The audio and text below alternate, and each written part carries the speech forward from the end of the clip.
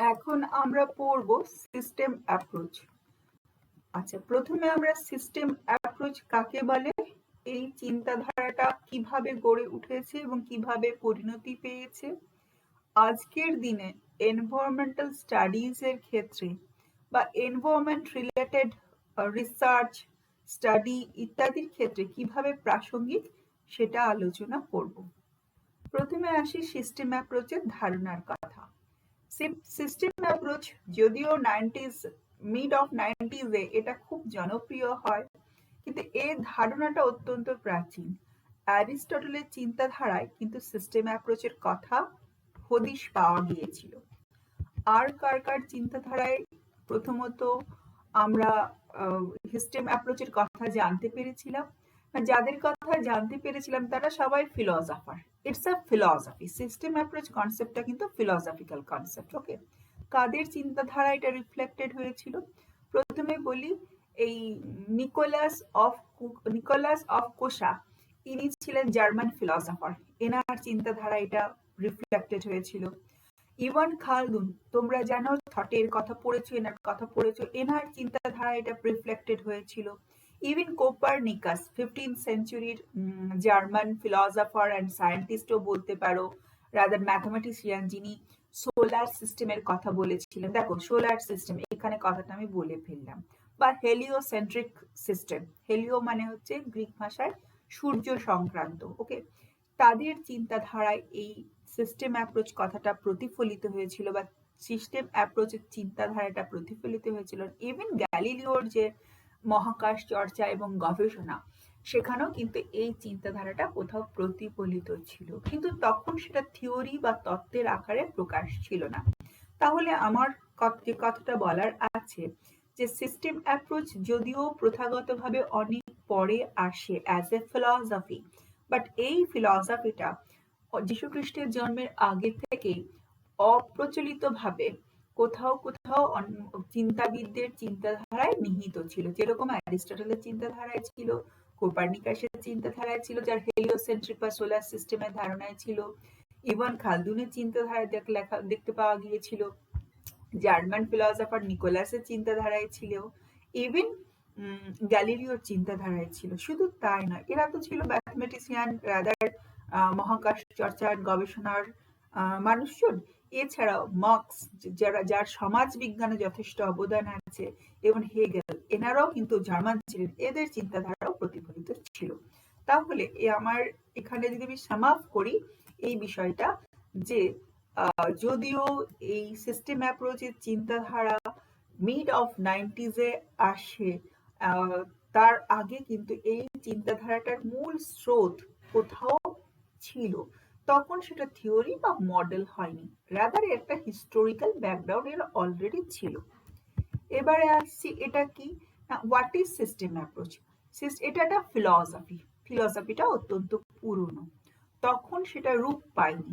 এই যে আগে যে কথাগুলি বললাম সেগুলি হচ্ছে সিস্টেম অ্যাপ্রোচের পুরনো ইতিহাস বা এই ফিলসফিটার পিছনের ইতিহাস। ওকে, কার হাত ধরে কবে এটা থিওরিতে পরিণত হলো এবং রূপ পেল?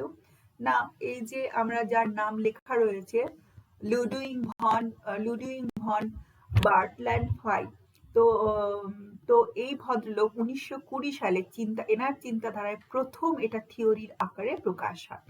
ইনি ছিলেন অস্ট্রেলিয়ান বর্ন, মানে বাই বার্থ উনি অস্ট্রেলিয়ান, পরে কানাডার সিটিজেন হয়েছিলেন। এনার চিন্তাধারায়, এই লুডুইং ভনের চিন্তাধারায় এই প্রথম সিস্টেম অ্যাপ্রোচ থিওরি বা ফিলসফিটা মানে প্রকৃত রূপ বা আধুনিক যে রূপরেখা সিস্টেম অ্যাপ্রোচ বা সিস্টেম থিওরি, সেটা প্রথম পায় এই ভদ্রলোকের হাত ধরে। ইনি Canadian philosopher, rather Australian born Canadian philosopher, Ludwig von Bertalanffy. তো উনি 1920 সাল নাগাদ এই থিওরিটা দেন। ওকে, আচ্ছা, এই সিস্টেম থিওরিটা কিন্তু একদিনে গড়ে ওঠেনি। এখানে লেখায় আছে, দেখো, system was not born yesterday, কাল গড়ে উঠেছে আজ একটা থিওরি হয়ে গেছে, তার নয়। এর একটা এনশিয়ান্ট হিস্ট্রি আছে। দেন মিড অফ 90s লুডুইং এর হাত ধরে এই থিওরিটা ডেভেলপড করেন। এটা উনি পেশায় কি ছিলেন জানেন তো? উনি ছিলেন বায়োলজিস্ট। এটা কিন্তু বায়োলজিস্ট বা মেডিকেল জগতে বা ওই কি বলবো শরীর শরীর সংক্রান্ত যে গবেষণা হয়ে থাকে বায়োলজিক্যাল লিটারেচারের উনি লোক ছিলেন। এই বায়োলজিক্যাল জগতে এই চিন্তাধারাটা প্রথম আসে, এই ফিলসফিটা প্রথম আসে। দেন সেখান থেকে আমরা জিওগ্রাফাররা, এনভায়রনমেন্টালিস্টরা, ইভেন দ্য সোশ্যাল সায়েন্টিস্ট সবাই এই চিন্তাধারাটা আমরা নিয়েছি। চিন্তাধারাটা তাহলে অস্ট্রেলিয়ান বায়োলজিস্ট ভদিন ভন বার্টলেটফাইয়ের হাত ধরে গড়ে ওঠে। তিনি কানাডিয়ান সায়েন্টিস্ট, কানাডিয়ান সিটিজেন ছিলেন। আরো অনেক অনেক মানে চিন্তাবিদ, সায়েন্টিস্ট, ফিলসফার এবং মানে লিটারেচার, লিঙ্গুইস্টিকের যে মানুষজন এটাকে সাপোর্ট করেন। তার ভেতরে স্কট, কার্জ, থমসন এরা খুব বিখ্যাত বিখ্যাত সাপোর্টার। জিওগ্রাফির জগতে চোরলের নাম আমরা ভীষণভাবে জানি। চোরলে অ্যান্ড বেনেট এই চিন্তাধারাটাকে সাপোর্ট করেন। আরো অনেকে এই চিন্তাধারাটাকে সাপোর্ট করেন, সেটা পরে পরে আসছি। আগে আমরা জানি চিন্তাধারাটা কি। এতক্ষণ পর্যন্ত জানলাম এর একটা হঠাৎ করে একদিনে চিন্তাধারাটা গড়ে ওঠেনি, এর একটা ব্যাকগ্রাউন্ড ছিল। সেই ব্যাকগ্রাউন্ডটা হচ্ছে একদম অ্যারিস্টটলের যুগ থেকে, কোপার্নিকাসের যুগ থেকে। অ্যারিস্টটল যীশু খ্রিস্টের জন্মের আগে, কোপার্নিকাস 15th সেঞ্চুরির লোক, গ্যালিলিও 15th সেঞ্চুরির লোক। এনাদের হাত ধরে দেন 17th সেঞ্চুরিতে, 18th সেঞ্চুরিতে মার্কস অ্যান্ড হেগেলের হাত ধরে এই চিন্তাধারাটা ছিল, কিন্তু থিওরির আকারে প্রকাশ পেল এই অস্ট্রেলিয়ান বায়োলজিস্টের হাত ধরে। ওকে, দেন চিন্তাধারাটা কি বা ফিলসফিটা কি, হোয়াট ইজ সিস্টেম। দেন আমরা সিস্টেম অ্যাপ্রোচ বুঝতে পারবো। খুব সরলভাবে ব্যাখ্যা করার চেষ্টা করি। আগে আমরা কটা উদাহরণের হেল্প নিই। দেখো না, আমরা তো স্কুল কলেজের সঙ্গে যুক্ত আছি পঠন পাঠন এবং করানো এবং পড়ার জন্য। প্রথমে বলি কলেজ ইজ এ সিস্টেম। আমরা বলি না school system, college system, hospital system, এই কথাগুলি আমরা খুব বলি। এই কথাগুলির ভেতর দিয়ে আমরা সিস্টেম অ্যাপ্রোচকে বোঝার চেষ্টা করব। ধরো স্কুল সিস্টেম কথাটা যখন বলছি, স্কুল সিস্টেম মানে কি অনলি স্টুডেন্ট? আনসার হচ্ছে না। স্কুল সিস্টেম মানে কি only teacher and principal and non teaching বা rather teaching supporting staff? Answer হচ্ছে না। এই ধরো স্কুলে টিচার রইলেন, স্টুডেন্ট রইলেন, কিন্তু স্কুল বিল্ডিং রইল না, পঠন পাঠন রইল না, পরীক্ষা সিস্টেম রইল না, ইভ্যালুয়েশন পদ্ধতি রইল না, তাহলে কি স্কুল হবে? না। তাহলে কি স্কুল সিস্টেম মানে কি? স্কুলে অনেকগুলি উপাদান আছে, কতগুলি বায়োটিক, কতগুলি অ্যাবায়োটিক। বায়োটিক উপাদানগুলি কি কি? ছাত্রছাত্রীরা এবং শিক্ষক শিক্ষিকারা এবং নন টিচিং বা রাদার টিচিং সাপোর্টিং স্টাফরা, তারা হলেন কি না বায়োটিক উপাদান। অ্যাবায়োটিক উপাদান কি? বই, খাতা, পেন্সিল, কাগজ। এই দুটো যদি সেপারেটলি অবস্থান করে তাহলে কিন্তু স্কুল হয় না। টিচাররা তোমাদেরকে শিক্ষাদান করিবেন, স্টুডেন্টরা শিক্ষা গ্রহণ করবে, তাতে তাদের জীবন পথ সুগম হবে এবং খুব সংকীর্ণ অর্থে তারা ডিগ্রি অর্জন করবে এবং ভবিষ্যতে অর্থনৈতিকভাবে এবং সামাজিকভাবে স্বাবলম্বী হবে। তবে তো একটা শিক্ষা education system complete, school system complete. তাহলে এই জিনিসটাকে আমি যদি বোঝার চেষ্টা করি, ধরো কতগুলি উপাদান বা এলিমেন্ট আছে, উপাদানগুলি জড় এবং বায়োটিক এবং অ্যাবায়োটিক দুই হতে পারে।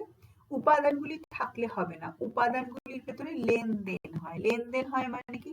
এই খুব উদাহরণার্থে টিচাররা তোমার শিক্ষা দান করছেন, তুমি শিক্ষা গ্রহণ করছো, যেটা বুঝতে না পারছো টিচারকে ফিডব্যাক দিয়ে জানাচ্ছ, টিচার আবার চেষ্টা করছেন তোমাকে বিষয়টি বোঝাতে। তাহলে তোমাদের ভেতরে একটা ইন্টারেকশন হচ্ছে। ইন্টারেকশনটা কি না? পজিটিভ ইন্টারেকশন, ভালো হচ্ছে, তোমরা শিক্ষা লাভ করছো। That is the relation. রিলেশনটা দুমুখী। ওকে, অ্যান্ড দেন এটার ফলে কি হচ্ছে? খানিকটা সময় যাচ্ছে, তোমরা বছরের পর বছর শিক্ষিত হচ্ছ, ডিগ্রি অর্জন করছো এবং ভবিষ্যৎ জীবন ভালো হচ্ছে। এই যে জিনিসটা, এটা কিন্তু এক্সাম্পল অফ সিস্টেম অ্যাপ্রোচ। এটার যে ব্যাখ্যা সেটাই হচ্ছে সিস্টেম অ্যাপ্রোচ। কিরকম দেখো না, আর একটা উদাহরণ দিই, তারপরে আমরা বিষয়টাতে আসবো। ধরো আমরা বলি কোর্ট সিস্টেম, কথাটা খুব বলি, মানে কোর্ট সিস্টেম, বিচার ব্যবস্থা ভালো নয়। সিস্টেম মানে তো ব্যবস্থা, বলি না। আবার বিচার ব্যবস্থা খুব ভালো, এরকম ভাবে বলি তো। বিচার ব্যবস্থা জিনিসটা কি? কেবলমাত্র বিচারক থাকেন না, বিচার প্রার্থী থাকতে হবে, বিচারক থাকতে হবে, আইনজীবী থাকতে হবে, আইনজীবী ক্লার্ক থাকতে হবে। That is the biotic component. Then কোন বিচার প্রার্থী প্রার্থনা করতে মানুষ কখন যায়? যখন কোনো আইনি জটিলতা হয়। এই আইনি জটিলতার বিষয়টি নিয়ে উকিল বাবুর সঙ্গে মক্কেলের সঙ্গে জাজের একটা ইন্টারেকশন হবে, that is relation. And then কি হবে না, বিচার প্রার্থী সুবিচার পাবে যদি আমরা খুব পজিটিভ চিন্তা ভাবনা করি, এবং তিনি আইনি জটিলতা থেকে বেরিয়ে আসবেন। This is the procedure of court system. Now question is what is system. বলছি সিস্টেম হচ্ছে কি, এলিমেন্ট অর কম্পোনেন্ট। কোন সিস্টেমের কতগুলি উপাদান থাকে অথবা কম্পোনেন্ট থাকে। ওকে, আমি একটু আগে বলেছি যে এই চিন্তাধারাটা বটানিস্ট বায়োলজিক্যাল জগৎ বা মেডিকেল জগৎ থেকে এসেছে বা ফিলসফি থেকে এসেছে। যদি আমি বলি নার্ভাস সিস্টেম মানে কি, আমার একটি নার্ভ, যদিও আমি অ্যানাটমি সম্পর্কে আমার কোনো জ্ঞান নেই, তবু অ্যাজ এক্সাম্পল শুনে রাখো, একটি নার্ভ নয়, দুটি নার্ভ নয়, অনেকগুলি নার্ভ, অনেকগুলি নার্ভ, এবং সেই নার্ভগুলি থাকলে কি হবে না, তুমি জানো একটা প্রবলেম হয়ে গেলে মানুষের কত অসুবিধে হয়। সেই নার্ভগুলি ইন্টারকানেক্টেড, এবং ইন্টারকানেক্টেড কিভাবে না, ফাংশনাল। প্রত্যেকটি নার্ভের একটি কাজ আছে, সেই কাজটির সঙ্গে অন্য একটি নার্ভের আরেকটি কাজ আছে। দেন এই কাজটি যদি ভালো করে করে তাহলে মানুষের মাথা, চিন্তা চেতনা সব জিনিস ঠিক থাকে, মানুষ ভালোভাবে বেঁচে থাকে। That is the nervous system. Okay, আমি যদি বলি না ডাইজেস্টিভ সিস্টেম মানে কি, খাওয়া। So only food taking of food is not the digestive system. খাওয়া, চেবানো, লালা রস ইত্যাদি জীবের ফাংশন, দেন গলা দিয়ে যাওয়া, দেন আমার প্যানক্রিয়াসে জমা হওয়া, অ্যান্ড অল দিস থিংস। একজন ফাংশন বন্ধ করে দিলে, একজন কাজ বন্ধ করে দিলে কি হবে, আমি যদি গলা খাবার পার করতে না পারি, দেন আমার কি হবে, ফাংশন ডিসরাপ্টেড হয়ে যাবে। This is the concept, basic concept of system approach. আমি অনেকগুলি উদাহরণ দিলাম, এবারে বিষয়টা বোঝাবার চেষ্টা করি। What is system? সিস্টেমের তিনটে জিনিস থাকে, কিরকম না, এলিমেন্ট হচ্ছে উপাদান। যেমন স্কুল সিস্টেমের উপাদান ছিল স্কুল, বিল্ডিং, বই, খাতা, পরীক্ষার ইভ্যালুয়েশন পদ্ধতি, result, degree, teacher, student, teacher supporting staff, all these things are element of school system. একটু আগে আমি ডাইজেস্টিভ সিস্টেমের কথা বলেছি, সেখানে কি থাকে, জীব, দাঁত, মুখগহ্বর, খাদ্যনালী ইত্যাদি, পিত্তরস ইত্যাদি, দোষ আর দ্য এলিমেন্ট। তাহলে যে কোনো জিনিসের কতগুলো উপাদান।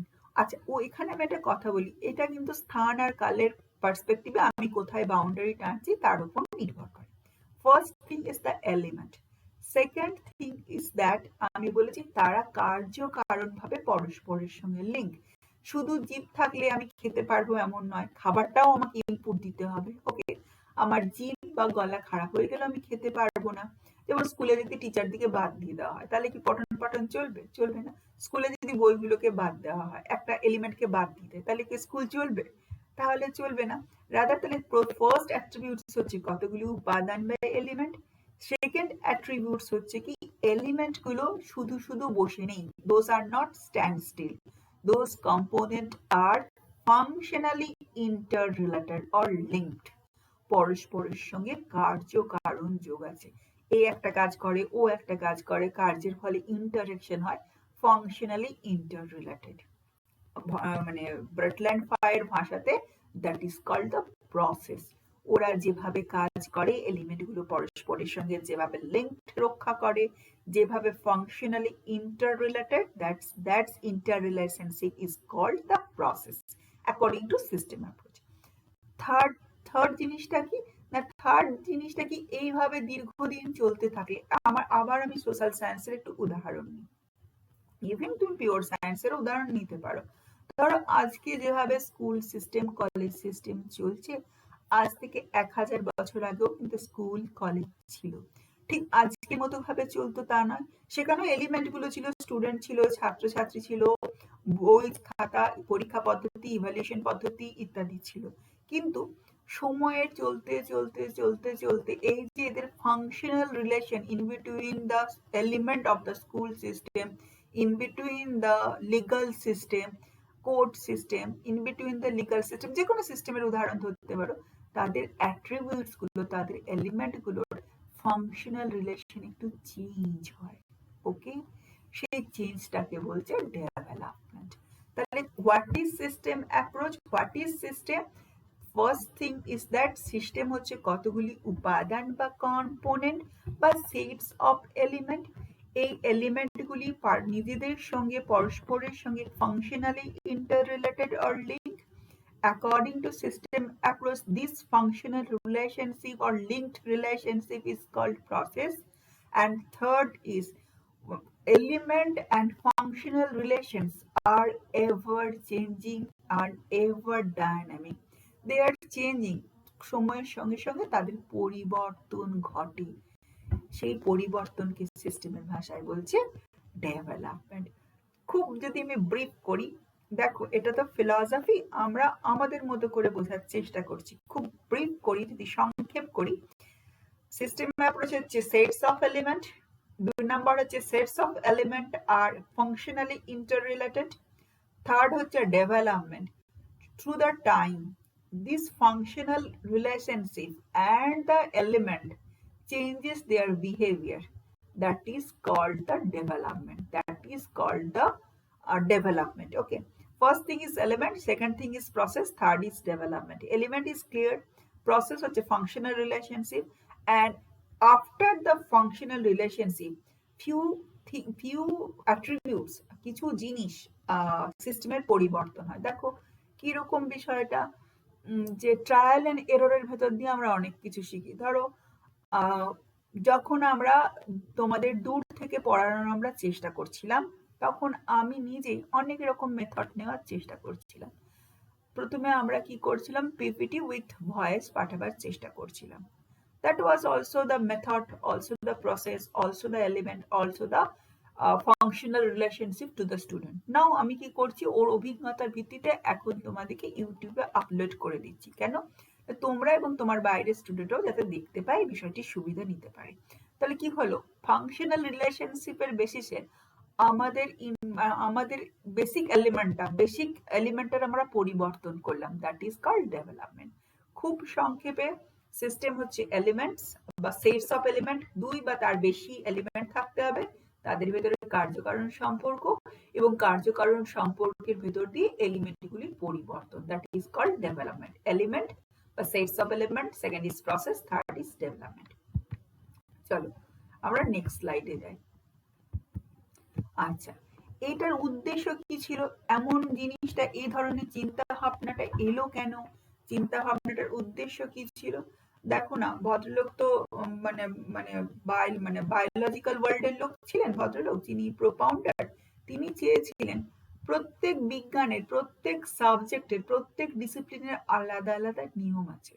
সে আলাদা আলাদা নিয়মটাকে বাদ রেখে প্রত্যেক ডিসিপ্লিনকে, প্রত্যেক সায়েন্সকে, প্রত্যেক সোশ্যাল সায়েন্সকে একটা নিয়মে বাঁধতে। দেখো একটু পরের আলোচনায় বুঝতে পারবো যে সবাই কিভাবে সিস্টেম অ্যাপ্রোচে এসে যায়, সেটা আমি একটু পরে বুঝবো। শুধু এখানে জেনে রাখো এর অবজেক্টিভ ছিল ইউনিফাইং দ্য সায়েন্স, যে আলাদা আলাদা বিজ্ঞানের ডিসিপ্লিনগুলো আছে সেগুলোকে এক জায়গায় আনতে। Unifying the science. কেন ইউনিফাইং দ্য সায়েন্স কেন করব না, আইসোমরফিজম ছিল এর উদ্দেশ্য। মরফি মানে কি, চেহারা, শেপ, গঠন। যারা যারা একরকম তাদেরকে আইসোমরফিজমে ডালা। কিরকম বলতো, আমি যদি বলি যেসব স্টুডেন্টরা 50-এর নিচে পেয়েছে তারা ওই ঘরে গিয়ে বসো, আমি কি করলাম, ওই স্টুডেন্টকে on the basis of marks আমি কোনো একটা ক্যাটাগরিতে ভাগ করলাম। সেরকম যে যে বিষয়গুলি সিস্টেম একরকম, তাদের গঠন একরকম, তাদেরকে একটা গ্রুপে ফেলার চেষ্টা করেছিল। আইসোমরফিজম আর ইউনিফাইং দ্য সায়েন্স কনসেপ্টটা আমরা একদম লাস্টে বুঝতে পারবো, এখন শুধু জেনে রাখো। থিওরিটার নাম কি ছিল, জেনারেল সিস্টেম থিওরি। আচ্ছা, এটা কিন্তু কোনো ম্যাজিক বা উপরে উপরে আলোচনা, অনেকে আছে না বিষয়টার গভীরে না গিয়ে উপরে সুপারফিশিয়াল অ্যানালজিস আবিষ্কার করা, এই ধরনের চিন্তা নাই। বিষয়টির গভীরে গিয়ে বিষয়টির আলোচনা। এরা কিন্তু যত বেশি পিওর সায়েন্সের ক্ষেত্রে অ্যাপ্লিকেবল, সোশ্যাল সায়েন্সের ক্ষেত্রেও অ্যাপ্লিকেবল। এটার কিন্তু একটা ইন্টারডিসিপ্লিনারি ফিল্ড আছে। আচ্ছা, এবারে আমরা বুঝতে পারবো সিস্টেম কথাটা আমরা কিভাবে জানি। দেখো না, সিস্টেম যদি পৃথিবীর সামাজিক ঘটনা এবং বিজ্ঞানের ঘটনাগুলি আমরা দেখি, সব ঘটনাগুলিকে এই যে লেখা আছে স্লাইডে, open system, close system, morphological system, cascade system, process response system and control system, ঠিক এর ভেতরে চলে আসে। ফার্স্ট আসি আমরা ওপেন সিস্টেম। উনি ভাগ করে দিয়েছিলেন। ওপেন সিস্টেম মানে কি? তোমরা ওপেন সিস্টেমের এক্সাম্পলও জানো, ওপেন সিস্টেম কাকে বলে ফার্স্ট ইয়ার থেকে পড়েও থাকো। কিরকম? আমি একটা কেটলিতে জল বসালাম, জলটা ফুটতে শুরু করলো। ওপেন সিস্টেম মানে কি? কি হয়? হিট ট্রান্সফার হয়ে গেল না, হিট ট্রান্সফার হলো জলে, মানে জল কেটলির জলে, অ্যান্ড কেটলির জলটা ফুটতে লাগলো। ফোটার পরে কি হলো? আফটার সার্টেন টেম্পারেচার ও এভাপোরেট হয়ে গেল। কি এভাপোরেট হয়ে গেল? না, ওয়াটার ভেপার এভাপোরেট হয়ে গেল। তার মানে কি? আমি ইনপুট দিলাম হিট বা এনার্জি বাইরে থেকে, অ্যান্ড ও কি করলো? খানিকটা ওয়াটার ভেপার অ্যাটমসফিয়ারে মিশে গেল। তাহলে কি? যেখানে যে পদ্ধতিতে freely allows both and matter, আমি কি বলছি? শক্তি এবং পদার্থ। এনার্জি হচ্ছে শক্তি, শক্তি ছিল ওই হিট দিলাম, that is energy, and matter হচ্ছে জলটা বাষ্প হয়ে গেল। কি হয়? সিস্টেমের বাইরে থেকে আমি শক্তি বা পদার্থ নিতে পারি, সিস্টেমের বাইরে শক্তি আর পদার্থ দিয়ে দিই, সেটা বলছে ওপেন সিস্টেম। ওকে, একটা কেটলিতে জল বসালে জল বাষ্পীভূত হয়ে বাইরে অ্যাটমসফিয়ারে মিশে যাচ্ছে, আর কি কেটলিতে ফেরত আসছে না। আর কেটলিতে যে হিট দিচ্ছি সে বাইরে থেকে দিচ্ছি, কেটলির ভিতরে তো হিট ছিল না। এইভাবে কোনো জিনিসকে ব্যাখ্যা করা হচ্ছে ওপেন সিস্টেম। এটা লিনিয়ার, সরল রেখায় চলে। এই হিট দিচ্ছে জলে, জল কি করছে? ওর ম্যাটারকে, হিট হচ্ছে এনার্জি আসছে, ম্যাটারকে হিট গরম করছে, আর ম্যাটার এভাপোরেটেড হয়ে যাচ্ছে। ওকে, আমরা একটা ছোট উদাহরণ দিই, আমাদের জিওগ্রাফির জগৎ থেকে আমরা খুব নিই। River is example of open system. River কোথা থেকে জল আর পথ নেয় না, জিওমরফোলজি ওকে পথ দেয়, ভূপৃষ্ঠ ওকে পথ দেয়, ক্লাইমেট ওকে জল দেয়। দেন ও জল, নদী বইতে বইতে আসে, জল কোথায়? ওর যে শক্তি, এনার্জি আসবার জন্য ওর মোমেন্টাম বা গতিশক্তি তৈরি হয়, সেজন্য পাথর, নুড়ি ইত্যাদি বই আনে, বা কখনো নিয়ে আসতে পারে না। আলটিমেটলি কাকে এটা ফেরত দিয়ে দেয়? না, সাগরেও ফেরত দিয়ে দেয়। ও কি হয়? বাইরে থেকে শক্তি এনার্জি নেয়, বাইরে থেকে শক্তি এনার্জি বাইরেকে ফেরত দিয়ে দেয়। দ্যাট ইজ কি? ইনপুট অ্যান্ড আউটপুট বাইরে থেকে হয়। That is called the open system. চলো তো আমরা ওপেন সিস্টেমের একটা ছবি দেখি, তাহলে আমার মনে হয় ধারণাটা একটু পরিষ্কার হবে। চলো, আচ্ছা, this is the example of open system. Okay, this is the open system. দেখো, কেটলি, যদি এটাকে কেটলি ধরো, কেটলি হিট দিচ্ছে, জল গরম হচ্ছে, জল বাষ্পীভূত হয়ে যাচ্ছে। That is the linear. নদী আসছে, জল, ক্লাইমেট, বৃষ্টি ওকে জল দিচ্ছে, অ্যান্ড দেন জিওমরফোলজি ওকে পথ দিচ্ছে, বা আর্থ ওকে পথ দিচ্ছে, দেন ও ওশেনে এসে ও জল, কাদা, বালি ইত্যাদি ইত্যাদি মানে এস্টুয়ারিতে এসে সমুদ্রে মিশে যাচ্ছে। তাহলে this is the example of open system. পৃথিবীতে অনেক জিনিস, অনেক বিজ্ঞানের অনেক জিনিস, সমাজ বিজ্ঞানের অনেক জিনিস এই ওপেন সিস্টেমে ব্যাখ্যা হয়। সেকেন্ডে আসছে কি না, ক্লোজ সিস্টেম। আমরা ক্লোজ সিস্টেমও কিন্তু জিওগ্রাফি স্টুডেন্টরা পড়ে থাকি। উদাহরণ দেখি না, হাইড্রোলজিক্যাল সার্কেল, জলচক্র, অক্সিজেন চক্র, নাইট্রোজেন চক্র, but most suitable example for us is hydrological circle, জলচক্র। Okay, কিরকম? It does not allow the exchange of matter, does not allow the exchange of matter, but allow energy to be transferred. কিরকম হয়? জল, বৃষ্টি হয়, that is তরল পদার্থ, দেন বৃষ্টির জল নদী নালায় পড়ে যায়, দেন সেটা কি হয়? যে তরল পদার্থ ডিউ টু সান রেজ, হিটের কারণে ওটা কি হয়? এভাপোরেটেড হয়ে যায়। এভাপোরেটেড হয়ে গেলে কি হলো? না, জল, লিকুইড ট্রান্সফার হয়ে গেল টু ভেপারে। তাহলে ম্যাটারটা ট্রান্সফার হচ্ছে, এনার্জি ট্রান্সফার হচ্ছে, দেন ভেপার আবার কি হয়ে গেল? ক্লাউড ফর্মেশন হয়ে গেল, কনডেনসেশন হয়ে গেল। জলচক্রে তো ওইভাবেই ঘটনাটি ঘটে। তো এখানে কি হলো? এনার্জি ট্রান্সফার হলো, বাট জল কি জলচক্র থেকে বেরিয়ে চলে গেল? না, সেটা তো কখনোই সম্ভব নয়।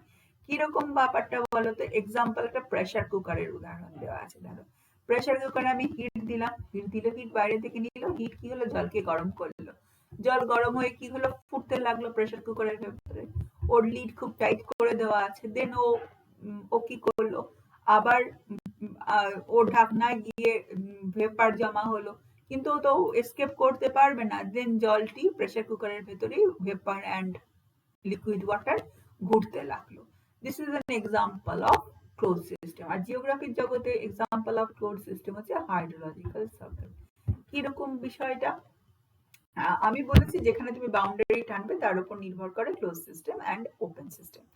কিরকম না, জল লিকুইড থেকে ভেপারে হলো, ভেপার থেকে কন্ডেনসেশন হলো, কন্ডেনসেশন থেকে আবার রেনফল হলো, হেলস্টর্ম হলো, প্রেসিপিটেশন হলো। এগুলো হচ্ছে form changes of due change those changes due to the changes of the energy. Okay, but water vapour, water total matter যেটা ছিল সেটা ফিক্সড রইল। তাহলে এইরকম জিনিসকে বলা হয় ক্লোজ সিস্টেম। পৃথিবীর সমস্ত সম্পর্ককে কিন্তু ক্লোজ সিস্টেমে ব্যাখ্যা করা যায়। দেখো আমি অলরেডি উদাহরণ দিয়ে দিয়েছি, বলেছি হাইড্রোজেন চক্র, নাইট্রোজেন চক্র, অক্সিজেন চক্র, কার্বন চক্র, সালফার চক্র, জলচক্র, all these are the example of closed system. Suppose আমি তোমাকে পড়াচ্ছি, তুমি পড়া শুনছো। দেখো সমাজ বিজ্ঞানও সেম হতে পারে। তুমি পড়া গিয়ে তোমার বন্ধুকে বললে, তোমার বন্ধু আরেকজনকে বললো, ডি বন্ধুকে বললো, ডি এসে আবার আমাকে বললো আপনার পড়া আমার ভালো লেগেছে অথবা মন্দ লেগেছে। তাহলে এইভাবে যখন কোনো ইনফরমেশন ঘোরে, পিওর সায়েন্সের জগতেও ঘোরে এবং সমাজ বিজ্ঞানের জগতেও ঘোরে, তাকে বলে ক্লোজ সিস্টেম। ওকে, জল থেকে ভেপার, ভেপার থেকে ঘনীভবন, কন্ডেনসেশন, মেঘ, মেঘ থেকে আবার বৃষ্টি, আবার ভেপার। দোষ এখানে ম্যাটারটা কি হয়, ভেতরে ঘোরে, তার জন্য এনার্জিও বাইরে থেকে নিতে পারে বা দিতে পারে। আর এখানে সর্বদাই লিনিয়ার হয়, এটা সর্বদাই সাইক্লিক হয়। ওকে, দেন থার্ডে আসি। থার্ড সিস্টেমটা কি? থার্ড সিস্টেমে আসি, এটা বলছে মরফোলজিক্যাল সিস্টেম। আমরা জিওগ্রাফাররা এই ব্যাপারে খুব মানে বিষয়টিকে খুব ব্যবহার করি, যদিও এই চিন্তাধারাটা এসেছে সিস্টেম অ্যাপ্রোচ থেকে। কিরকম না, ফিজিক্যাল ডাইমেনশন কথাটা দেখো লেখা আছে। এটা কিরকম না, এটা relationship between the physical properties of the nature. Okay, physical properties কিরকম না, ধরো আমি ওয়েদারিং বলছি, ওয়েদারিং এ কি হয় না, ডিউ টু ক্লাইমেটিক কন্ডিশন ল্যান্ডফর্মের চেঞ্জ হয়। এখানে climatic condition is physical properties and landform is also the physical properties. Then হতে পারে অনেকদিন ধরে মানে ডিউ টু স্কর্চিং সানরেজ বড় বড় বালি পাথরের কণাগুলি গ্র্যানুলার ডিসইন্টিগ্রেশন হতে হতে ছোট ছোট বালিকণায় পরিণত হতে পারে। এই যে ঘটনাটা ঘটছে, ফিজিক্যাল প্রপার্টিজ, ফিজিক্যাল ডাইমেনশনের ইন্টার রিলেশনশিপ, এই এলিমেন্টগুলি দীর্ঘদিন ধরে পরিবর্তন, সেই পরিবর্তনকে আলোচনা করে মরফোলজিক্যাল সিস্টেম। কিরকম, আমি এক দুটো উদাহরণ নিই। ধরো আমরা পড়ছি ল্যান্ডস্কেপ ইভলিউশন, ভীষণ বড় কথা। ল্যান্ডস্কেপ ইভলিউশন, ইভলিউশন মানে চেঞ্জেস থ্রু দ্য টাইম। কি পড়ছি না, আমরা ল্যান্ডস্কেপে পড়ছি একটা ডেজার্ট ল্যান্ড ধীরে ধীরে অনেক বেশি ফাইন বালিকণায় পরিণত হচ্ছে। কি করে হচ্ছে না, ইটস ইন্টারেকশন। ইন্টারেকশন মানে কি, ফাংশনাল রিলেশন। কার সঙ্গে ফাংশনাল রিলেশন? কেন না, অ্যাটমসফিয়ারিক কন্ডিশন, রাদার তোমরা জানো বায়ু প্রবাহের সঙ্গে ওখানে বালিকণা ধূলিকণাগুলির যে ইন্টারেকশন হচ্ছে, তার ফলে ওরা ছোট ছোট কণায় পরিণত হচ্ছে। খুব খুব সোজাভাবে বললে that is the example of morphological system, যেখানে physical dimension, physical properties বা natural properties গুলোর, যেখানে biological properties টা include থাকে না, তার ভিত্তিতে যে তার যে পরিবর্তন হয়ে থাকে, যার যে ডেভেলপমেন্ট, এখানে পরিবর্তনকে চেঞ্জেস থ্রু দ্য টাইম কে বলছে ডেভেলপমেন্ট, তার পিছনে প্রসেস এবং তার পিছনে এলিমেন্ট গুলি আলোচনা করব। ধরো আমরা একটা উদাহরণ নিই মরফোলজিক্যাল সিস্টেমে। তোমরা জানো বীরভূমের দুবরাজপুরে মামাভাগ্নে পাহাড় আছে, লোকে সেখানে বেড়াতে যায় না, সেটা এক্সাম্পল অফ কি বলে ওয়েদারিং। কি ওয়েদারিং না, মেকানিক্যাল ওয়েদারিং, যান্ত্রিক আবহবিকারের উদাহরণ। ধরো আজ থেকে 5000 বছর পর মানুষ সেখানে দেখতে গেল, কারণ দেখা গেল আজকের মামাভাগ্নে সেখানে দাঁড়িয়ে থাকবে না, অনেক কতগুলো ফেলসেন মিলের মতো ছোট ছোট নুড়ি পাথর ভর্তি একটা জায়গা। যখন নুড়ি পাথরের আলোচনা করবে তখন ভাবে নুড়ি পাথরগুলি এলো কি করে, তাহলে তখন তারা ব্যাক ক্যালকুলেশন করবে কি ইন্টারেকশন হয়েছিল নেচারের সঙ্গে।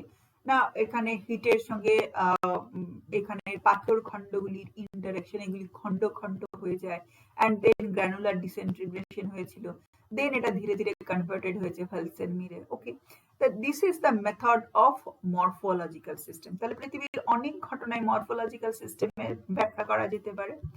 চলো এরপরে আমরা আসি কাসকেড সিস্টেম, এটাও আমরা জিওগ্রাফির লোকেরা খুব ব্যবহার করি। খুব সোজা ব্যাপারে ইন্ডাস্ট্রিয়াল লিঙ্কেজ আমরা পড়েছিলাম না, দেখো আমরা উদাহরণগুলি ব্যবহার করছি বিভিন্ন ফিল্ড থেকে। কেন? বিভিন্ন ফিল্ড থেকে ব্যবহার করলে আমরা পুরো জিনিসটা বুঝতে পারবো। কিরকম বলতো? বলছে আমরা তো জানি যে হলদিয়াতে একটা পেট্রোকেমিক্যাল ইন্ডাস্ট্রি আছে। পেট্রোকেমিক্যাল ইন্ডাস্ট্রিতে ক্রুড অয়েল রিফাইন করা হয়। ক্রুড অয়েল রিফাইন করার সময় অনেক বেশি তার বাই প্রোডাক্ট বা উপজাত দ্রব্য বার হয়।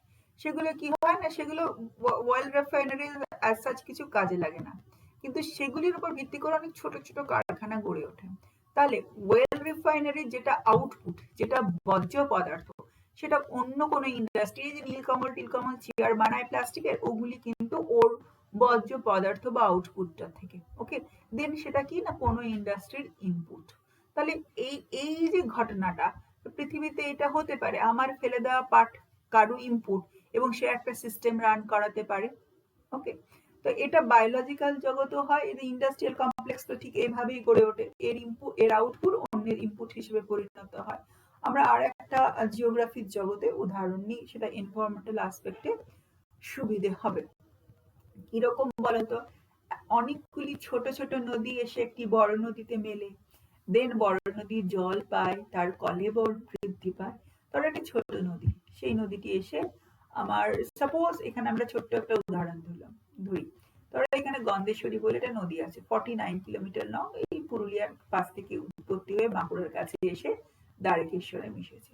যদি গন্ধেশ্বরীকে ধরা হয়, গন্ধেশ্বরীর যে আউটপুট, যে জল কাকে দিচ্ছে না, দ্বারকেশ্বরের সঙ্গে দিচ্ছে, ওর সঙ্গে ওর মিটিং হচ্ছে, জয়েন করছে। এর আউটপুট দ্বারকেশ্বরের ইনপুট, দ্বারকেশ্বর জল টল পেয়ে মোটা সেটা হয়ে বইতে শুরু করছে। এবার দ্বারকেশ্বর খানিকটা 200 কিলোমিটার বয়ে গিয়ে কি করছে না, গাদিয়াহারার কাছে, তোমাদের আরামবাগ পেরিয়ে খানাকুল পেরিয়ে গাদিয়াহারার কাছে এসে তোমার আরেকটা নদীর সঙ্গে মিশছে, শিলায়ের সঙ্গে মিশছে। ওকে, তাহলে শিলায়, তাহলে এ কাকে ওর জল পদার্থ দিয়ে দিল, এর আউটপুট শিলায়ের ইনপুট, দেন শিলা একটু এগিয়ে গিয়ে গঙ্গাতে মিশছে, দেন দ্বারকেশ্বরের আউটপুট গঙ্গার ইনপুট।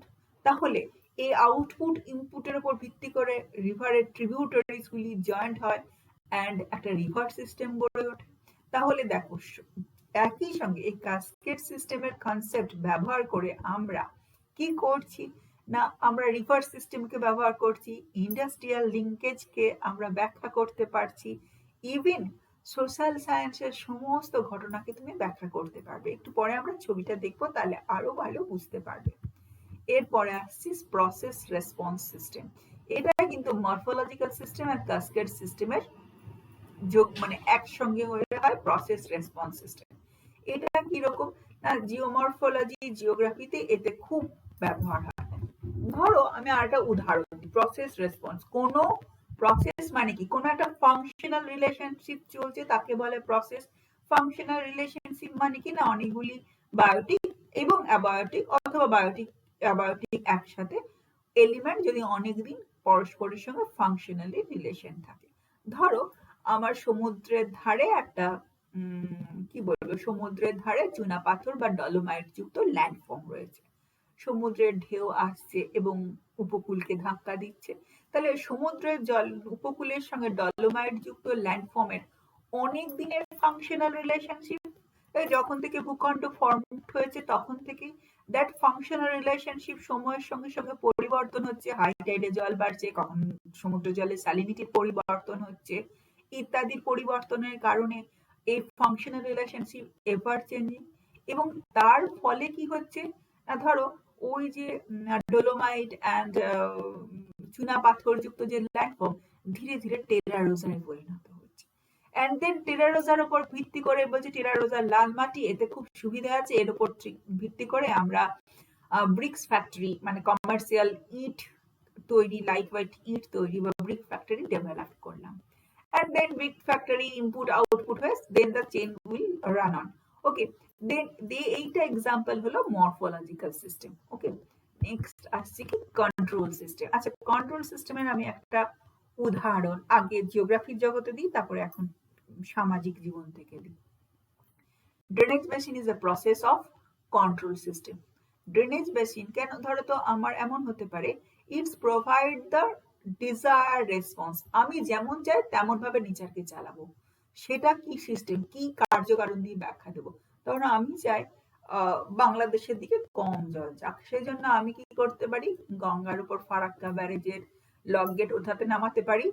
তার ফলে কি হতে পারে না, গঙ্গা নদীর বাংলাদেশের জলবন্টনে পরিবর্তন হতে পারে। Then we are controlling the system, that is the control system. এখন কিরকম ভাবা যাচ্ছে না, এই যে আমাদের কোভিড-19 প্যান্ডামিক চলছে, তাতে অনেক মেডিসিন ট্রায়ালে আসছে। ট্রায়ালে আসার পর কি করছি, সেটা বাজারে আসবে কিনা গভর্নমেন্ট বিবেচনা করছেন। তো এই গবেষণাগুলি কি কি, প্রথমে 1000 মানুষ, প্রথমে আরো কম স্যাম্পল, 1000 মানুষ, 100 মানুষজন, 1000 মানুষজন, 3000 মানুষজন, 5000 মানুষজন, 10,000 মানুষজনের উপর দেখছেন এবং কন্ট্রোল অবজারভেশনে রাখছেন। যদি আউটপুটটা ফেভারেবল হয়, দেন এটা ওপেন করছে মাসের জন্য। তাহলে এখানে কি কমার্শিয়াল মেডিকেল মানে মেডিসিন ম্যানুফ্যাকচারিং অ্যান্ড কি যদি আমি বলি যে পাবলিক হেলথ বিষয়টাও কিন্তু কন্ট্রোল সিস্টেমে ব্যাখ্যা করা যেতে পারে। Drainage basin is example of control of drainage basin. আমি লক গেট বসালাম, ব্যারেজ বসালাম, we are trying to control the morphological system or the cascade system of river system. Okay, তাহলে খুব সংক্ষেপে সিস্টেম কি করে, একটা মানে সিস্টেম অ্যাপ্রোচ কি করে, ইটস এ টুল। এটা কি করে না, কি প্যাটার্নে ফাংশন করছে, কি প্রসেসটা এর নিচে আছে, এদের ভেতরে ফাংশনাল রিলেশনশিপটা কি এবং এর ভবিষ্যৎ কেমন হবে তার একটা ব্যাখ্যা দেয়। এটা মানুষের জীবনের ক্ষেত্রে, সোশ্যাল লাইফে, pure science and economic organisation, industry সবার ক্ষেত্রে অ্যাপ্লিকেবল। আচ্ছা, তার আগে আমরা একটা ছবি দেখে নিই, তাহলে আমাদের সুবিধা হবে। আচ্ছা, আমরা তো ক্লোজ সিস্টেম ওপেন সিস্টেমের ছবি দেখেছিলাম, এবার কাসকেড সিস্টেম। কাসকেড সিস্টেমে আমি কি বলেছি, একটা নদী, ধরো এই নদী জল দিল এই নদীকে, এই নদীটা বয়ে যাচ্ছে, নদী হচ্ছে লিনিয়ার সিস্টেম। দেন এই নদী এখানে শেষ হয়ে গেল, এর জল একে দিয়ে দিল, এর জল একে দিয়ে দিল, এর জল একে দিয়ে দিল। রাদার একটা ইন্ডাস্ট্রি ছিল, কেমিক্যাল ইন্ডাস্ট্রি, এর যে আউটপুট সেটা এ ইনপুট হিসেবে ব্যবহার করলো, এটা যে বর্জ্য পদার্থ আউটপুট সে এটা ইনপুট হিসেবে ব্যবহার করলো। দেন এটা নদীর ক্ষেত্রে হলে একটা রিভার সিস্টেম বা রিভার বেসিন গড়ে উঠবে, ইন্ডাস্ট্রির ক্ষেত্রে হলে ইন্ডাস্ট্রিয়াল কমপ্লেক্স গড়ে উঠবে। এইভাবে যদি আমি কোনো ঘটনার ব্যাখ্যা করি, সাপোজ এরপরে আসছি মরফোলজিক্যাল সিস্টেম। মরফোলজিক্যাল সিস্টেমে দেখো না, আমি বলেছি ধরো এটা ওয়েদারিং, ওয়েদারিং কার উপর ক্রিয়া করছে না, ল্যান্ডফর্মের উপর। ওয়েদারিং ল্যান্ডফর্মের উপর ক্রিয়া করছে, ল্যান্ডফর্ম কি হচ্ছে, পরিবর্তন হচ্ছে, কি হচ্ছে, ইরোশন হতে পারে, depend on types of nature of the weathering or types of the weather, that is the morphological system. Okay, now come to the main slide. আর এছাড়াও দুটি আর খুব গুরুত্বপূর্ণ সিস্টেমের কথা বলেছেন পরে 1972-তে, কি না, ইউনিডিরেকশনাল সিস্টেম আর ফিডব্যাক সিস্টেম। সমাজ বিজ্ঞানের ক্ষেত্রে এই দুটো খুব গুরুত্বপূর্ণ। ফিডব্যাক দু রকমের হতে পারে, ইতিবাচক বা নেতিবাচক। আর একটা হচ্ছে ইউনিডিরেকশনাল, ইউনিডিরেকশনাল মানে তো একদিকে যায়, একটা হচ্ছে ফিডব্যাক, ফিডব্যাক মানে রাউন্ড অ্যাবাউটে ঘুরে আসে। কিরকম একটা ছবিতে দেখি আমাদের একটু সুবিধা হবে। দেখো ফিডব্যাক সিস্টেমের ছবিটা দেখি কিরকম, এ বি কে একটা কথা বললো, বি সরাসরি সেটা রিফিউজ করলো অথবা গ্রহণ করলো, সেটা জানিয়ে দিল এ কে। ধরো আমি তোমাদের পড়াচ্ছি, আমার পড়া কোনো একটি ইন্ডিভিজুয়াল স্টুডেন্টের ভালো লাগলো, সে সঙ্গে সঙ্গে বলে দিল ম্যাডাম ভালো লেগেছে অথবা ভালো লাগেনি। That is the direct method, direct feedback. Okay, ধরো এই ভ্যাকসিন ওষুধ সম্পর্কে গবেষণা হচ্ছে, সরাসরি মানুষের উপর প্রয়োগ করা হলো, দেখা গেল অ্যাডভার্স রেজাল্ট, তাহলে সরাসরি প্রয়োগ হলো, সরাসরি রেজাল্ট এতে ফেরত এলো, that is the direct feedback. সেখানটা আসছে লুপ ফিডব্যাক।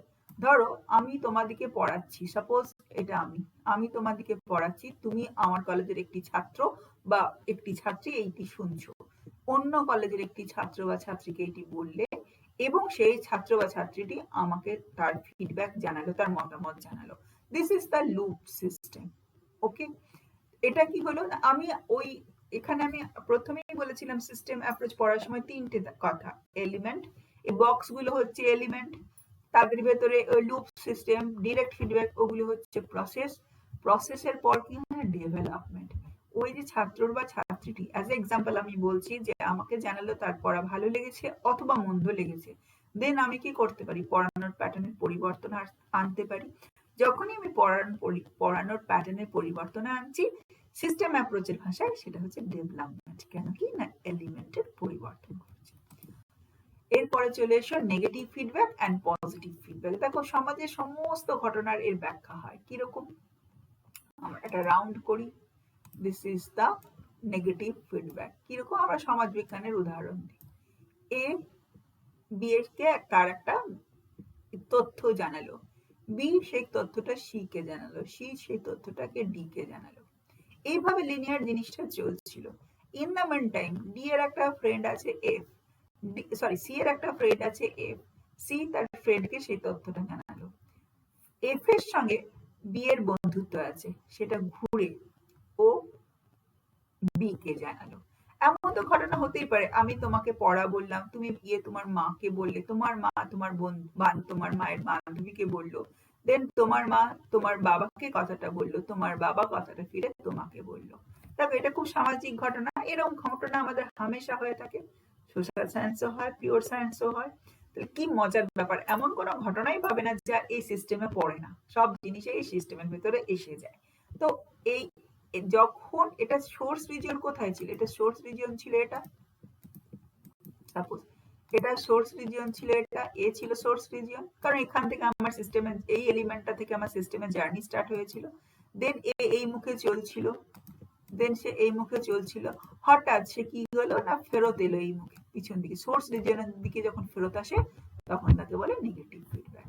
আর যদি এক ধাপ এগিয়ে যেদিকে যাচ্ছিল লিনিয়ার ডিস্টেন্সের দিকে এগিয়ে যায় তাকে বলে পজিটিভ ফিডব্যাক। দেখো একটা পজিটিভ ফিডব্যাকের উপরে ছবি আছে,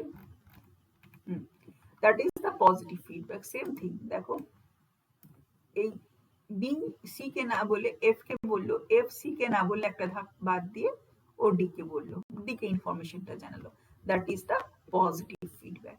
সো আমার যে কথাটা বলার ছিল, যে একদম ফার্স্ট স্লাইডে আমি বলেছিলাম যে সিস্টেম অ্যাপ্রোচের প্রধান বিষয় হচ্ছে যে unifying the science and isomorphism.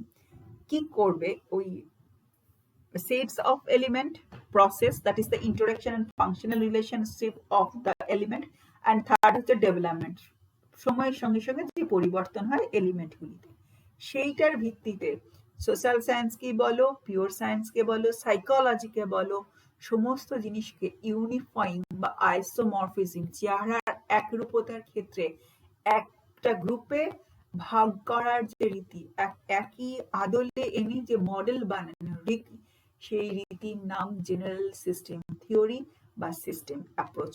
ওকে, দেন আমরা তাহলে এত রকমের সিস্টেম অ্যাপ্রোচ পড়লাম। এবারে আসছি আমাদের জিওগ্রাফাররা কিভাবে সিস্টেম অ্যাপ্রোচকে নিয়েছে, কিভাবে তার পঠন পাঠন করেছে, আমরা একটু হেল্প নিয়ে জানি। আচ্ছা দেখো, এজি টান্সলে যেহেতু ইকোলজি বায়োমস হ্যাবিটেটের জনক বলতে পারো, তিনি কিন্তু ইকোলজির ক্ষেত্রে এ দেখো না, ফুড ওয়েভ, ফুড চেইন, তুমি যদি বলো all had the either open system or cascade system or closed system. Okay, food wave, food chain, আমাদের খাদ্য খাদক সম্পর্ক, এটা কি না, এটা লিনিয়ার। আমি যে আমাকে খাই তাকে উল্টে আমি খাই না। গ্রাস ভেজিটেবলস কি পায়, প্রাইমারি প্রডিউসার দিকে খায় সেকেন্ডারি প্রডিউসাররা, সেকেন্ডারি কে টার্সিয়ারিরা। This is the linear system, that is the open system. Okay, তাহলে এটা কিন্তু বায়োলজির জগতে, বায়োমসের জগতে, হ্যাবিটেটের জগতে ভীষণভাবে ব্যবহার হয়।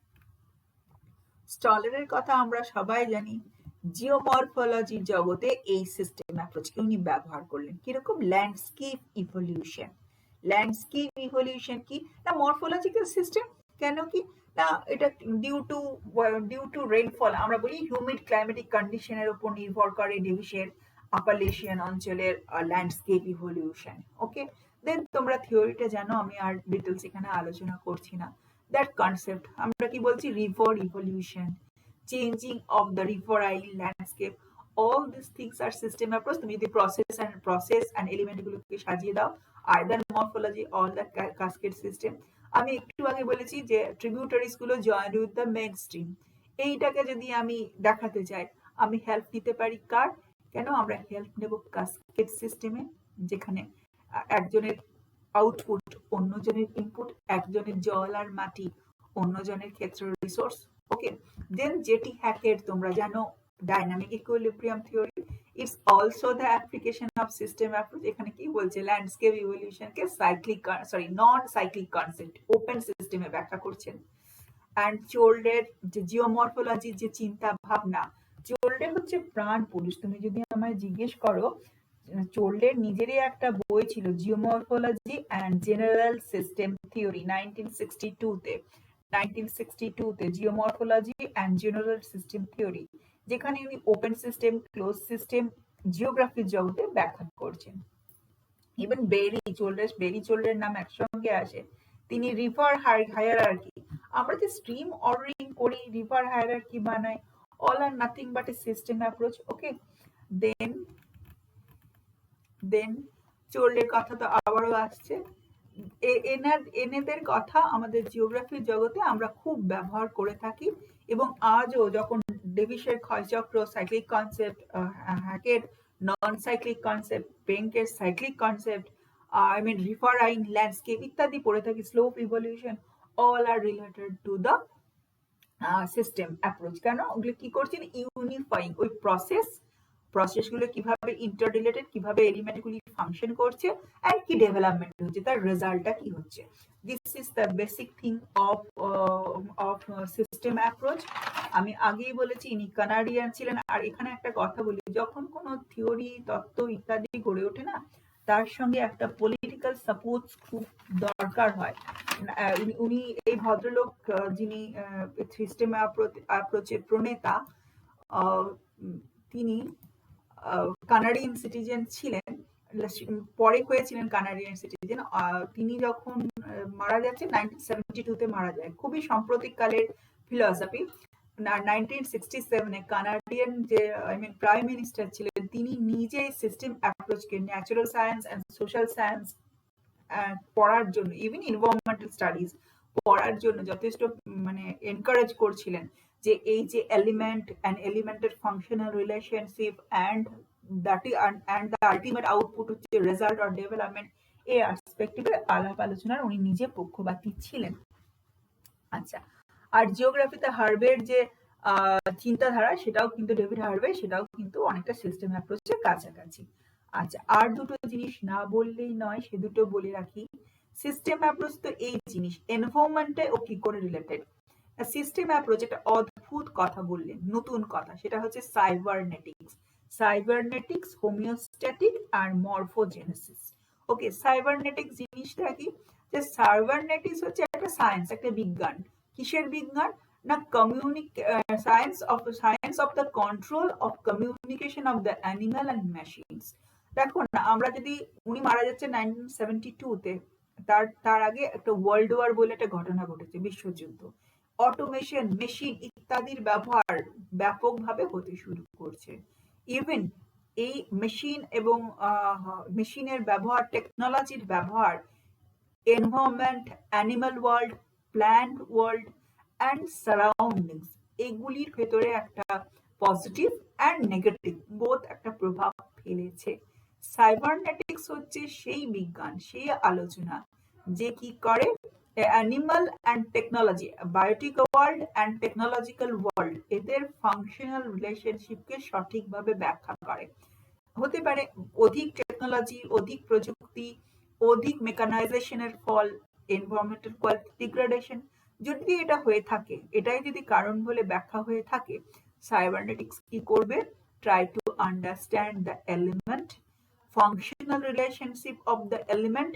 সাইবারনেটিক্স কি করবে না, টেকনোলজিক্যাল পার্টটার সিস্টেম অ্যাপ্রোচ তো বায়োটিক অ্যাবায়োটিক ওয়ার্ল্ডের পার্টটার এলিমেন্টগুলি নেবে, আর সাইবারনেটিক্স টেকনোলজি এলিমেন্টগুলি নেবে, এবং টেকনোলজিগুলির inter relationship and ultimate output আলোচনা করবে। সাইবারনেটিক্স হচ্ছে রেজাল্ট অফ এনভায়রনমেন্টাল স্টাডিতে খুব ব্যবহার হয়। Cybernetics is the result of systematic approach. এটা কি করে, টেকনোলজির পিছনে যে মেকানিজমটা, same mechanism, element, process and development, সেটা আলোচনা করে। আমার টেকনোলজিটা কি কোনোভাবে এনভায়রনমেন্টকে মানে ডিগ্রেডেড করছে বা আমার সিস্টেমকে ডিগ্রেডেড করছে, সে প্রশ্ন নিয়ে এরা আলোচনা করে। হোমিওস্ট্যাটিক মেকানিজম তোমরা জানো, কোনো ডিসব্যালেন্স হলে সেটা ধীরে ধীরে ফেরত আসে। এনভায়রনমেন্টের অ্যাপ্রোচে খুব গুরুত্বপূর্ণ বিষয়। যে কোনো প্রজাতি হঠাৎ করে বেড়ে গেলে সেটা আইদার স্টারভেশনে মারা যায় অথবা অন্য প্রজাতি তাকে খেয়ে ফেলে। এইভাবে যে ইকোলজিতে ভারসাম্য আসার পদ্ধতি তাকে হোমিওস্ট্যাটিক মেকানিজম বলে। এটা দেখে নেবে একবার। আচ্ছা, আর উনি বটানিস্ট ছিলেন, ইকোলজিস্ট ছিলেন, আই মিন বায়োটিক ওয়ার্ল্ডে, এবং উনি মানে মেডিকেল সায়েন্সে এটা খুব গুরুত্বপূর্ণ বিষয়। ফাংশনাল ইন্টার রিলেশনের উপরে বাকি হিস্ট্রি নির্ভর করছে। আমরা যারা এনভায়রনমেন্টাল জগতের ক্ষেত্রে পড়বো, দেখুন এখন পলিউশন খুব গুরুত্বপূর্ণ কথা, এবং এনভায়রনমেন্টে পলিউশন কথাটা মনে হয় এনভায়রনমেন্টের সঙ্গে সঙ্গে জড়িয়ে আছে। তো urban and rural functional relationship আলাদা, এলিমেন্ট আলাদা, আই মিন অপারেটিং টেকনোলজি আলাদা। আরবান অঞ্চলে যেসব টেকনোলজি প্রযুক্তি ব্যবহার হয় রুরাল অঞ্চলে হয় না। আরবানের আবার গ্রেডেশন আছে, mega city, micro city, small city, town. তাদের তাদের টেকনোলজির ব্যবহার, তাদের পলিউশন রেট আলাদা। টেকনোলজির পার্টটা সাইবারনেটিক্স এর সিস্টেম অ্যাপ্রোচ দিয়ে আলোচনা করবে, বাকিটা নর্মাল বাকিটা নর্মাল সিস্টেম অ্যাপ্রোচ দিয়ে আলোচনা করার মাধ্যমে আমরা সমাধানে যাব। যেমন coral reef is example of ecosystem. Coral reef ডিগ্রেডেশনের কথা আমরা সবাই জানি, কেন না ওশান ওয়াটারের সালিনিটি অ্যান্ড আলকালিনিটি বা অ্যাসিডিটি চেঞ্জ হওয়ার জন্য, বা ক্লাইমেটিক কন্ডিশনে অ্যাসিড রেনফল হওয়ার জন্য, বা রেনফলে অ্যাসিডিটির পরিমাণ বা পিএইচ লেভেল সঠিক না থাকার জন্য, ভারসাম্য বিঘ্নিত হওয়ার জন্য আমার কোরাল রিফ মানে গলে যাচ্ছে। ওকে, এটা কোরাল রিফ বোঝবার জন্য কি কি করতে হবে না, কোরাল রিফের পিছনে যে এলিমেন্ট গুলি ছিল, life of coral, climatic condition, insolation, depth of the ocean, এই এলিমেন্ট গুলি পড়তে হবে। এই এলিমেন্ট গুলির ভিতরে ফাংশনাল রিলেশনশিপ জানতে হবে, এবং ফাংশনাল রিলেশনশিপের কোনটার পরিবর্তনের জন্য কোরালের ডিকে হচ্ছে, রিসার্চ ডেভেলপমেন্টটা আমাকে প্রিভেন্ট করতে হবে, বা রিসার্চ ডেভেলপমেন্টটা আইদার কোরাল ডিকে হচ্ছে অথবা কোরাল ভালো আছে, সেটার জন্য আমাকে রিসেন্ট ট্রেন্ডটা জানার জন্য ডেভেলপমেন্ট ফেজে আসতে হবে। আমি যদি সুন্দরবন বায়োডাইভার্সিটি লস, এটা যদি সোশ্যাল অ্যাসপেক্ট দেখি, বায়োডাইভার্সিটি লসের অনেক পদ্ধতি আছে, সিস্টেম অ্যাপ্রোচে করা হয়। আমি যদি দেখি, আমি লাস্ট ক্লাসে তোমাদের আলোচনা করেছিলাম সুন্দরবনে এতগুলি মানুষ, এত বিপর্যস্ত বারবার হচ্ছে, তার একটা ইতিহাস আছে, কলোনিয়াল হিস্ট্রি আছে। যদি আমি সুন্দরবনের মানুষগুলির রিসেন্ট কন্ডিশন জানতে চাই, অনেক লোক সেরো সার্ভে হয়, অনেক রকম সার্ভে হচ্ছে এখন, সে সোশিও ইকোনমিক সার্ভে অনেক সুপারফিশিয়াল ইনফরমেশন নিয়ে চলে আসে। কিন্তু আমি এই সুন্দরবনের মানুষগুলির মানে সুন্দরবনে বাস করছে কতদিন, তার টাইম, তার ফাংশনাল রিলেশনশিপ, সুন্দরবন প্রথমে তো চাষযোগ্য জমি ছিল না, কি করে চাষযোগ্য জমি হলো, ফরেস্ট রিমুভ হলো, এই এলিমেন্ট গুলি ধাপে ধাপে ইন্টারেকশন, এগুলি তো প্রকৃতির সঙ্গে মানুষের ফাংশনাল রিলেশনশিপ। ওকে, দেন পরিবর্তনের মাধ্যমে আজকে ম্যানগ্রোভ ফরেস্ট কিভাবে ডিস্ট্রয় হলো, দেন সুপার সাইক্লোন কতখানি হিট করছে। এইভাবে যদি আমি এনভায়রনমেন্টাল স্টাডি করি, that will be the systematic approach in environmental study. Basic thing is the element, rather set of element, then functional relation in between the element, that is called process, and result of the functional relationship is called development. It's ever dynamic. আশা করি বোঝা গেল। Thank you very much.